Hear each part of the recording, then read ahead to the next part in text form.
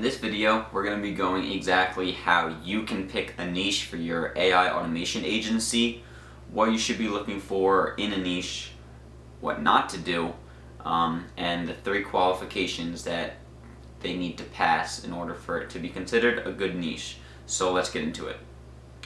How to find the right niche for you by Jared Mercado, which is me. I made this presentation by myself. So enjoy it. Introduction, here I am again. I went through all these business ideas, marketing copywriting being my most recent one, and now I'm into AI automation agencies. So I have a lot of experience with marketing, building a personal brand, niches. So that is kind of my story. Now, should I niche down? Yes, you should niche down, especially in the beginning. So as you grow, if you start getting inbound leads from other companies, you could start taking them, branching out into different things.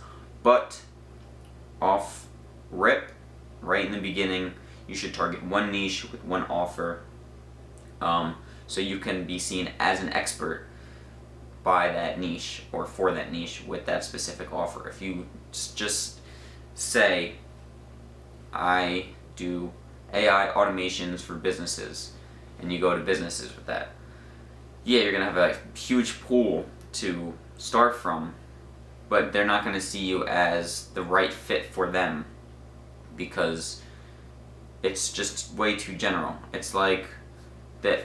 This is a very common analogy. So say you're standing in a crowd and then someone screams, "Hey," no one is going to look because no one thinks that you're talking to them. But if you have a red shirt on and they say, "Hey, person with the red shirt," and then you look around, you might look around for a little bit, but if you don't see anyone calling at you, then you'll just keep going. But if they say, "Hey, Jared Mercado," and call you by your specific name, you're going to be like, "Oh, now they're calling me, like where's this coming from?" So you want to get more specific so that when you target them, they could actually hear you calling out and know that what you offer is for them. It's not general, it's not for any business, it's for that specific business type. And when your offer aligns with the problem, so they're this type of business, they have this type of problem, and your offer solves that specific problem for that specific business, come on, that's how you do it. That's how it goes. So what you shouldn't do is get ultra specific. And I see this a lot. I see people saying niche down, niche down, niche down. I target female health coaches in Florida that teach holistic health to young adult women. Forget that right there. I see a lot of people, especially I used to see this. Now it's gotten a little bit better, but I see a lot of people saying target, niche down, find a specific niche. No, don't do that. There's no reason to be niching down that much where people could be similar, but you're just not targeting them. Health coaches in Florida that teach holistic health to young adult women. Just go with female holistic health coaches who target women, or even female holistic health coaches, honestly. But I see people doing this all the time. They'll just tell you niche down, find the most specific niche, because the more specific, the better. It means you're calling out to them. On paper, it might sound good. It seems like you're really, really calling out to these specific people. But when you get so specific, there's 10 people in the niche. So, you're calling out to them, but you're going to run out of leads in 2 seconds. So, I don't see the reason for that. That has never really worked for me. I also see a lot of other people now coming out against that.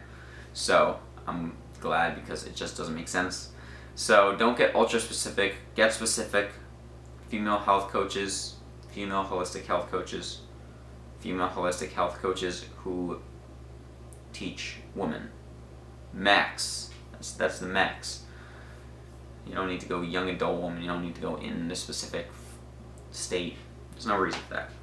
So do choose a general sub-niche. As you can see, ChatGPT has done us the great favor of listing 16 niches here on the left. So digital marketing, e-commerce, those are two really good ones, like SMMA, really good one. There's different types. There's graphic design agencies, different type of agencies you could do. There's 16. You could literally go on ChatGPT and search niches for AI automation, or you could search what type of businesses could be more productive with AI automation. You could ask ChatGPT to give you 100, and he'll give you 100. So do that, and then once you have your list, you need to qualify them. So here are the qualifications. They need to have money. You don't want to start some new business. You don't want to sell to a fitness coach who is still trying to get his first client. Have money. Could use automation. You don't want to use, like, for example, a bakery maybe. A bakery probably could use some sort of automation. Anyone could use some sort of automation. But it's not going to be that useful. They don't really need to do that much computer work. It's not going to be as profitable as using a company that, runs from the computer, essentially. So you're just not going to make as much money. So could use automation, wants to save time and money. Most, if not all, companies want to save time and money. That is the point of a business, is to make more money. And when you're the owner of the business, you want to save time. That's how it goes.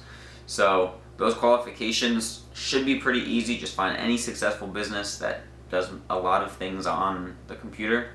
There's a lot of business, emails or marketing, things like that. Lead gen, there's so much stuff out there. And they want to save time and money. Again, most of them are going to want to.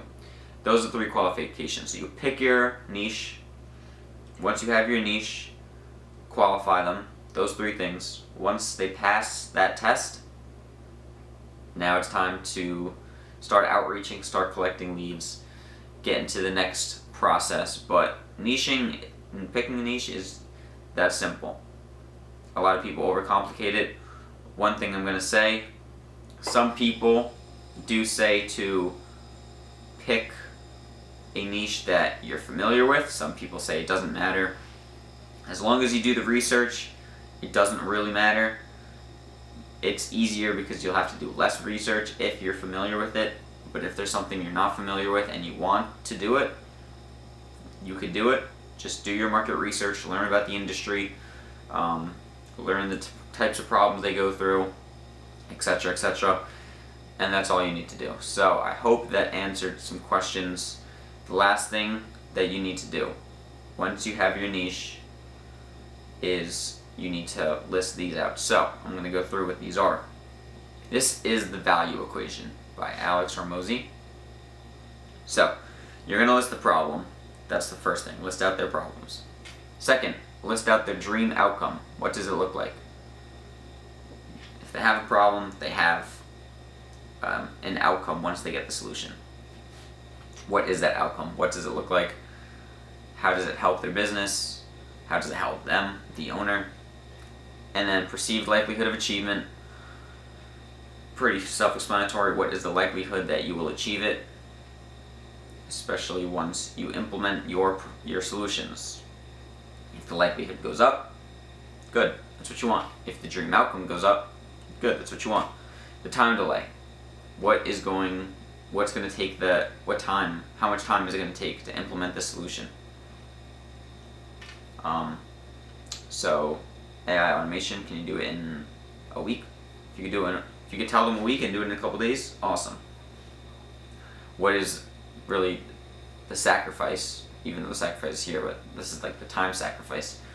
And then the effort and sacrifice. So this is effort or essentially money. They're going to sacrifice money because that's what they're paying you. They shouldn't sacrifice too much effort because you're going to be doing all the work. They might need to do some things on the back end after everything is set up You need to guide them through setting it up. But for the most part, you're doing everything. That's why they're hiring you, because you're the expert. They could go out and learn this stuff, but it's going to be frustrating. It's going to be very time consuming. So, effort and sacrifice. You want these two on the bottom to go down. You want these two on the top to go up. And the higher these go up and the lower these go down, the more value there is.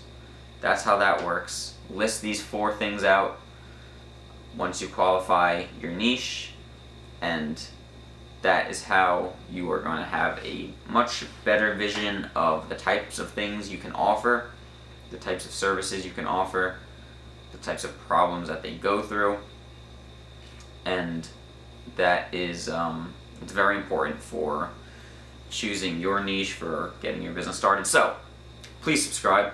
Thank you. If you want, follow me on Instagram, Jared Jammer. And that's all we got for today. I hope you guys enjoyed it. And until next time, peace.